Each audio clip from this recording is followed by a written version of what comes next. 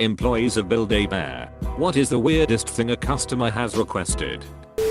A native family wanted to put a real bear tooth inside the bear. It was for a newborn. I made sure to check the sharpness of the tooth so it wouldn't puncture the fabric. Nothing weird with that job though. Although, there was a time when this old drunk guy walked by the store and tried to grab a little girl near the entrance. A father intervened and got her back, but people were more bewildered by this guy doing it so obviously rather than get upset. I hated the store's music though. Kids singing hit songs. I hated the chipper-fasser voice we had to put on. And I hated handling the fluff when refilling it. Edit. Who else remembers the Happy Bear Date song? My god. I worked there for almost 5 years back in the early 2000s. Once there was a woman who came in with her son's monkey and asked for a hole to be stitched up. This was common, and we all knew how to do a basic ladder stitch, so my manager agreed to do it. When she took it in the back, she noticed that there were holes only in the crotch of the monkey and that the fur was matted. That's when she realized that this woman's son was probably masturbating into the doll. I don't remember if my manager put on gloves and stitched it or offered the woman a new doll, but that was by far the craziest request. I also once had to get into that bear costume after someone wore it for 2+ hours because a woman complained that her son wanted to meet the bear and we had packed up 10 minutes early. That sucked really bad. I have a few good ones. Weirdest was this mother and daughter. Daughter was probably in her mid-20s, who specifically came in looking for a little hat. I showed them the hats, and they bought the cowboy hat. I tried to make typical conversation at the counter. Usually you ask if it's a gift, but I asked if it was for a special bear they already had. The pair looked at each other and then proceeded to explain the cowboy hat was not for a bear, but for a penis puppet. They are a mother and daughter comedy duo who have genitalia puppet adult comedy shows. The penis was in need of a hat. Not weird, but heartbreaking. Had an older woman come in and request 5 bears, each with a personalized voice of barks. She was in late stages of cancer and was getting a bear for each of her grandkids, with a different message to each one to remember her by. Potentially heartbreaking, ultimately awkward, and traumatizing for those involved. A coworker used to work in a different store, and one day a person came in, picked a bear, and sort of faffed about a while before taking it to be stuffed. Coworker puts bear on the machine, hits the pedal, and is covered in a cloud of dust, along with the guest and the store. Turns out the person had poured their late partner's cremains inside the bear and not said anything. Tip: if you want to put ashes in a Build-A-Bear, get a little urn and put some ashes into that and put that in the bear. Loose ash equals bad. Back in the earlier Build-A-Bear days, I was asked to put an urn that contained the ashes of their father who had recently passed from cancer into the bear. I didn't know what to say, and my manager was on break. They were really sweet, and I completed the task for them. Read Teddy, if I recall correctly. They also had previously recorded his voice, so that also went into the Teddy. 20 minutes later, when my manager returned, I informed her of what happened and how I handled it, and within the next few months we had a store policy of no deceased remains. Looking back on it, I'm happy I could do that for them. They even dressed it like him and had planned to have it on the mantle for the family and grandchildren to press the hand and hear him. I took a 5-year-old voicemail from my past grandfather saying happy birthday and put it into a Build-A-Bear for my aunt, who was close to him and devastated by his loss. It was a bunny dressed up in a Phillies uniform, since he loved the team. Even out glasses, and got a fake little white mustache glued on. And I gave it to her on her birthday so her dad could always wish her a happy birthday.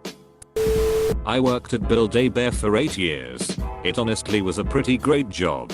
The weirdest request I ever had was a woman brought in a moose, not our brand. It was a gift from her boyfriend and her children had ripped the head clean off. She wanted to know if we could fix it. I was one of the better ones at the sewing, so the manager brought it to me. I told the woman I would do my best. I was able to get the head back on, returned it to the woman, and she said it looked as good as new.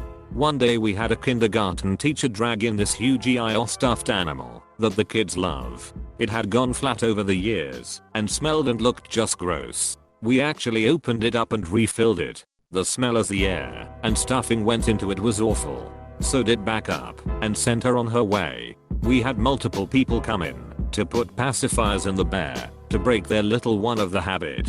One particular mom did that, then came back 3 days later and had us open it up and remove it. The saddest was the woman who put a mini urn of her parents' ashes inside. Anyway, those are the ones that stick out to me. Watching a teenage girl make a bear dressed like her boyfriend for her boyfriend while he was there. I have never seen someone try so hard to look interested, but failing. Teenage love, I guess. The weirdest thing is all the middle-aged women who come in every time somehow new is released. They collect them, but are always super weird people. As Orwell famously wrote in the final lines of his famed book Animal Farm, 12 voices were shouting in anger, and they were all alike. No question. Now, what had happened to the faces of the middle-aged one? The staff inside looked from bears filled with stuffing to woman stuffed with plastic, and from fake bear to fake woman, and from woman to bear again. But already it was impossible to say which was which. Wasn't an employee, but I was there for this story. So I was there getting a Build-A-Bear for my friend for their birthday. I was going to make it full of inside jokes and a few light inappropriate jokes. In front of me was a guy with a bear that looked like he actually put some thought into it. I was standing behind him when he did his recording. He was nice and cool. Then he grabbed the mic. I thought he was going to say something nice because he told the guy working there that it was for his GF. Here's how this guy started his recording. "Hey there, you fat beach. I know you're ducking with Roberto, you ducking stank. You ducking. You ducking cow."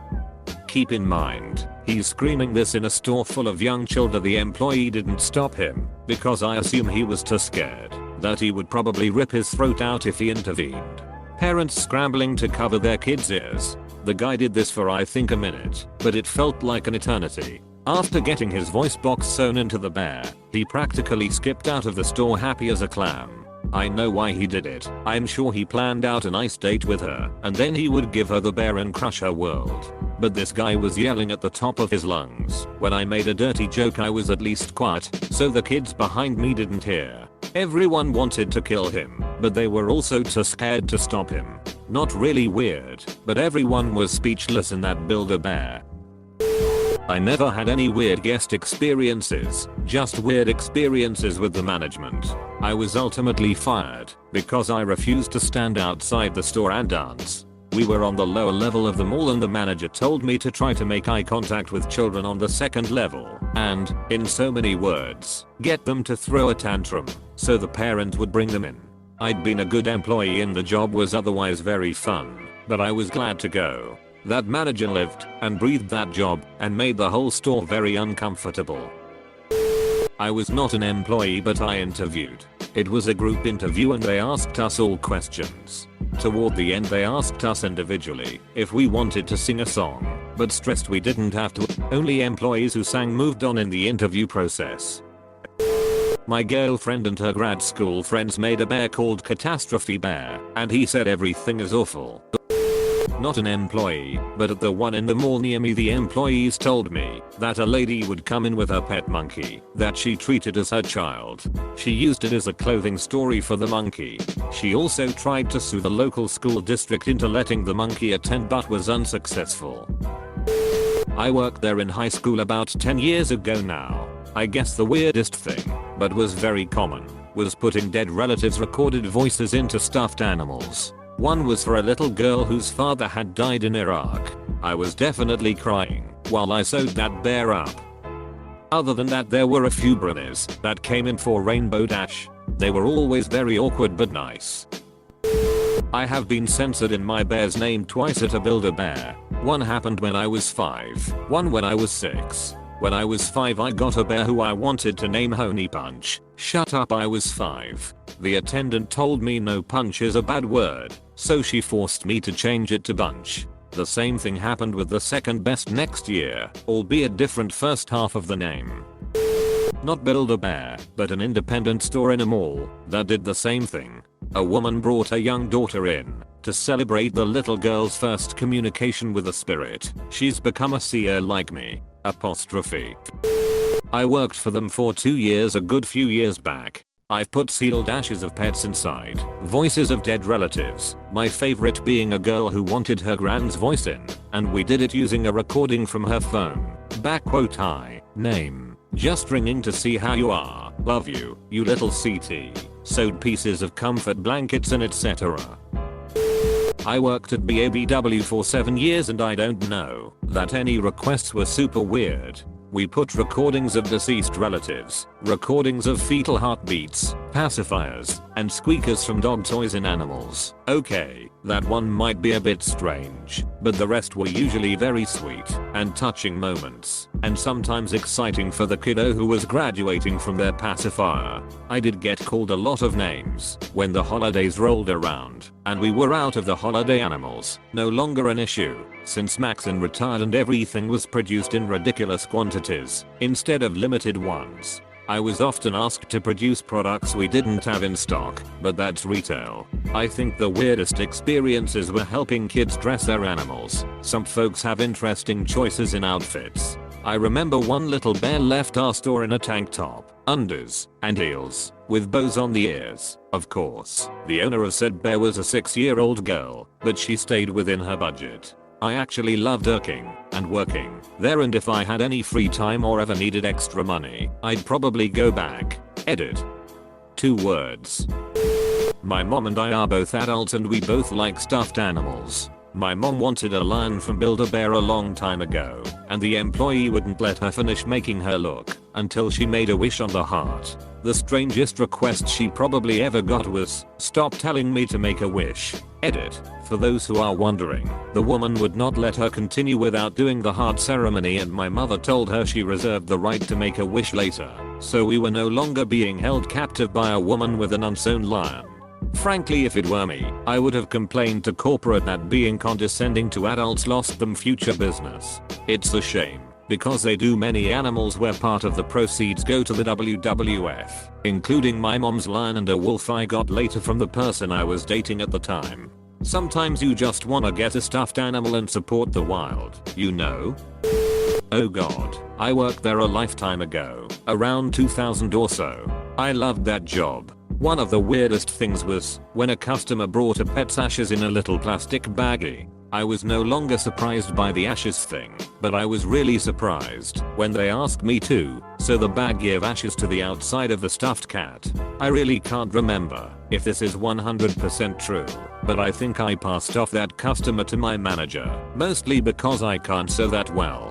Another one, my store was in a fairly large mall in suburban New York, and it was a fairly popular stop for some touring events. I remember when Jim Belushi and Dan Aykroyd stopped by to promote their Sacred Hearts blues band, and my store manager authorized us to make a teddy bear and dress it like a blues brother, but only one teddy bear to share between them, I guess. I was celebrity starstruck when I presented it to them, but looking back on the old Polaroid I have of the moment, the weary, confused looks from both of them will always stick out in my mind.